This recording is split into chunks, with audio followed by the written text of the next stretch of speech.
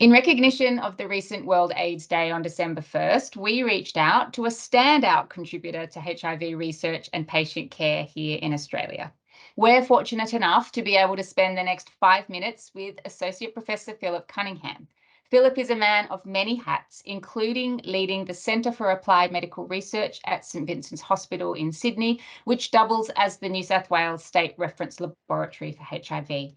He has a strong focus and passion for public health surveillance of at-risk populations and received an Order of Australia for services to medical research and sexual health medicine in 2020.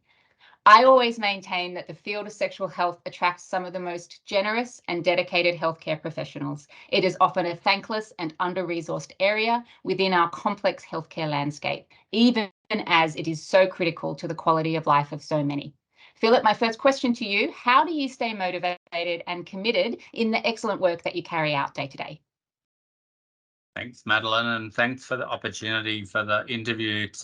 It's great to be able to share. 1987, when I started, there was just shy on 3,000 cases being diagnosed every year. So I walked into a completely different landscape of 35 years. There's been a lot of change.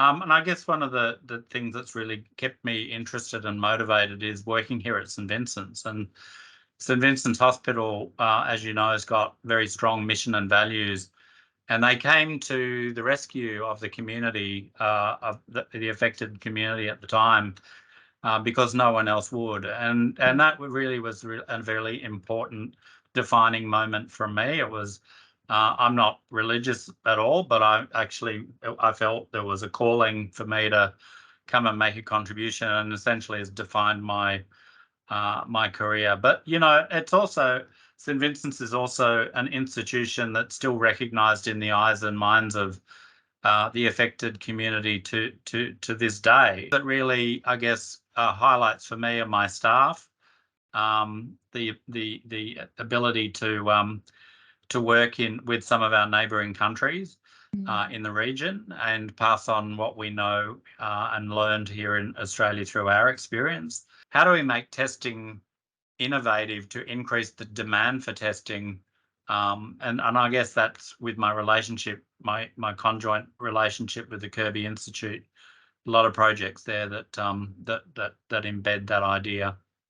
Absolutely. And that's a really great segue into my next question. As you said, you've been working in the field of sexual health with a focus on HIV for decades, and during which you've witnessed an incredible evolution in the tools and technology that are available to you in your laboratory. Can you give us a little bit of a tour of that progress over the years? And what were some of the standouts, and how did that impact how you do your work? Good question. Look, it's nearly 40 years of the HIV epidemic, and so there's been, and in contrast to say COVID, where we saw a huge evolution of technology in such a short time, 85 to 1987, we were using first generation enzyme immunoassays, and that involved using, the whole virus, mashed up and put into a microwell plate. And so those first generation tests had a very long window period of up to 10 weeks from exposure. And so there was a whole range of technologies about recombinant antigens, synthetic peptides, and over the years, so we went through the second generation assays, the third generation assays, and now where we are now are the fourth generation assays, which include the ability to detect both antibody and antigen. Dual detection assay was a huge advance at the time.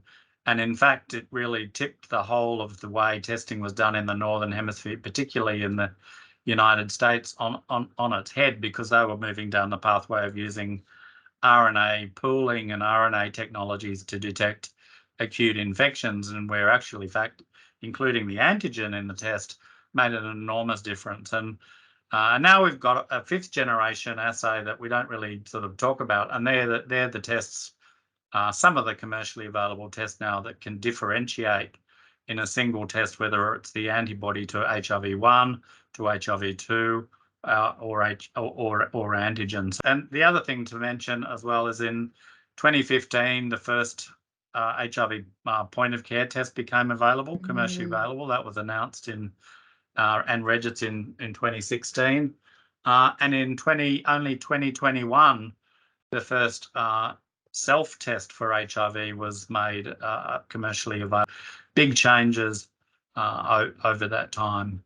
Yeah, absolutely. And I think this, again, really leads lovely into some of the advocacy that we as a peak body for pathology technology are so seeking in terms of working out how to get more timely access to critical tools that support better patient care. And we know some of the tools that you mentioned in terms of point of care testing and at-home testing that brings this technology and the critical results closer to the patients can revolutionize the way that we support at-risk and hard-to-reach populations. But there's also central laboratory technology that's evolved, designed to make testing more efficient, more economical, and all of these tools are almost entirely funded through a combination of federal and state budgets. And the path for that funding is incredibly complex and time consuming. And this results in delays and inequity of access. Do you experience any of these challenges in accessing the evolving technology? Do you have any stories that you can describe that can elucidate some of these challenges or even the opportunities around the technology and the access to that technology that you might face? Look, it's a really good example, and I always think of it as a bit of a seesaw, or a bit of that where you have the demand for getting patients identified and onto treatment now, we know is the best leads to the best possible outcome for the patient. HIV is not a prevalent disease. We've only had about 30,000 ever cases of HIV being diagnosed, compared with other countries where they're in the millions. And so for a laboratory to turn around a test in an efficient time to get the patient identified and onto treatment is tricky, right? And so there is actually an argument for centralizing testing now, and mainstreaming, particularly the screening, and the announcement to put HIV testing on the Medicare benefit schedule was a good one, and it allowed private pathology companies who do lots of testing, high volume testing, extremely well. It enabled them to do the screening.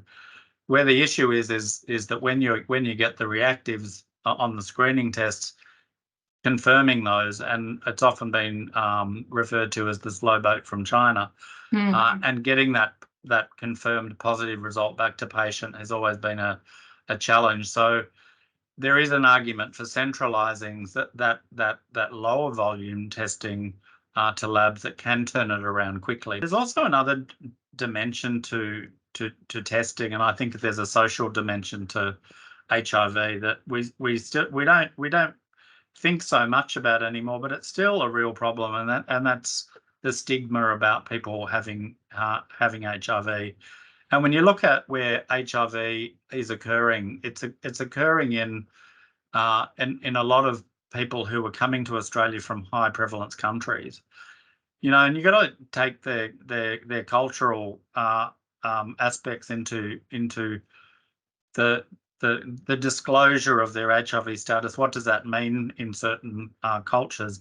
That's a real barrier, and that's still a major constraint. So the key is to identify the missing 10% of people, and that's what's estimated. There's still 10% of people that are living with HIV that don't know that they have HIV. What's your wish here when it comes to HIV, or rather, if you had a crystal ball scenario and you're looking to where you want us to be in the next 10 years or even 5 years time, what does that look like for you?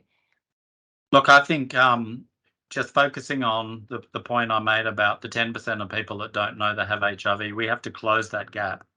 We have to make some people don't go to the doctor and down that conventional pathway of diagnosis. They're looking for alternatives. So innovation in testing is absolutely critical. So taking the test to the patient. Australia is a big country, and our neighbouring countries have all sorts of other logistical issues. Being able to take the test closer to the patient and getting them engaged. So testing innovation is critical. But also like using things like dried blood spots, like point of care, RDT tests, and some of the new nucleic acid tests that are available, cartridge-based tests, considering how the pathology sector can respond and support those community-based testing, taking testing into the community in a quality manner, I think is where we should be focusing our efforts as a sector. Fantastic. Well, we are so grateful that you have dedicated your life's work to this critical area, and to be able to see such an evolution in that space and the success in that time. Hopefully you're very happy and satisfied with that, but there's still obviously much more work to do, and we really look forward to seeing what's going to happen with all of that. So thank you so much. Thanks, Madeline. That's great.